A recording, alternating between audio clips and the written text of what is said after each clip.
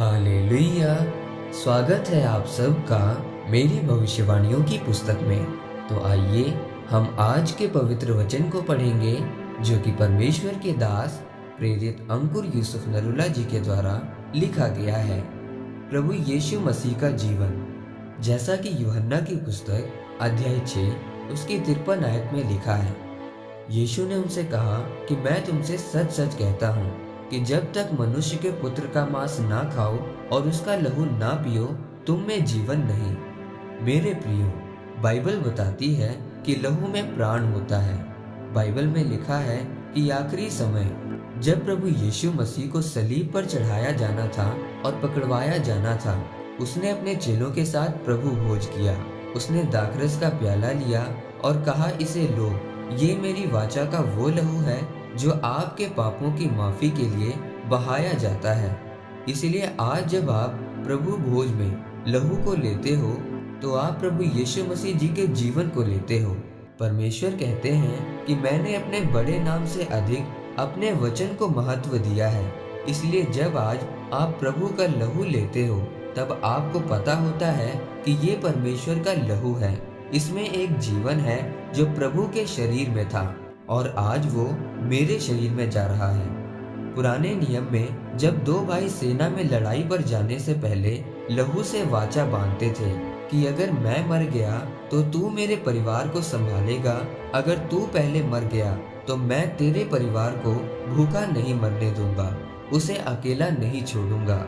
वो दोनों अपनी कलाई काट के उस खून को कलाइयों पर रगड़कर ये वाचा बांधते थे कि तेरा लहू मेरे अंदर चला गया है और मेरा लहू तेरे अंदर चला गया है। अब हम वाचा के भाई हैं और अगर कोई इस वाचा को तोड़ेगा तो वो श्रापित होगा। परमेश्वर ने जब नूह के साथ वाचा बांधी थी कि जब बारिश के बाद बादल आएंगे तो मैं एक सतरंगी पींग ठहराऊंगा। ये मेरा आपसे वादा होगा कि मैं दोबारा से कभी पृथ्वी पर जल प्रलय नहीं भेजूंगा जो मैंने नूह के समय भेजी थी। पता है ये वायदा कब हुआ था?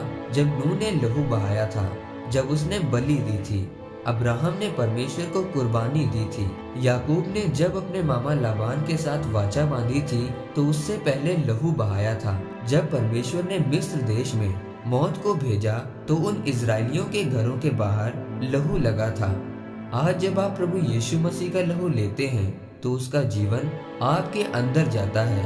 बाइबल में लिखा है कि प्रभु यीशु मसीह ने दाखरस के प्याले को लिया और कहा, ये मेरा लहू है। आज भी जब हम जूस को लेते हैं तो बोलते हैं कि ये तेरा लहू हम ले रहे हैं। आज भी जब हम रोटी को लेते हैं तो बोलते हैं कि ये परमेश्वर की देह है। जो इसको खाएगा, जो इसको पिएगा, वो परमेश्वर में बना रहेगा, परमेश्वर का जीवन उसमें बना रहेगा। जिसमें परमेश्वर का जीवन होता है उसमें पाप दाखिल नहीं हो सकता। परमेश्वर कहते हैं कि इस संसार के जैसे ना बनो, परंतु तुम्हारे मन के नए हो जाने से तुम्हारा चाल चलन भी बदलता जाए, जिससे तुम परमेश्वर की भली भांति और सिद्ध इच्छा अनुभव से मालूम करते रहो। आमीन। आइए परमेश्वर के दास के द्वारा लिखी गई इस प्रार्थना को आप मेरे साथ एक मन होकर करें। सर्वशक्तिमान परमेश्वर, आज के वचन के लिए आपका धन्यवाद करते हैं। परमेश्वर, हम प्रार्थना करते हैं कि जब हम आपका लहू और आपकी देह को लें तो आपका जीवन हमारे अंदर जाए, आपकी इच्छा हमारे जीवनों में पूरी हो, प्रभु यीशु मसीह के सामर्थ्य नाम में। आमीन। परमेश्वर आप सबको आज के वचन के ऊपर मनन करने के द्वारा आशीषित करे। आमीन।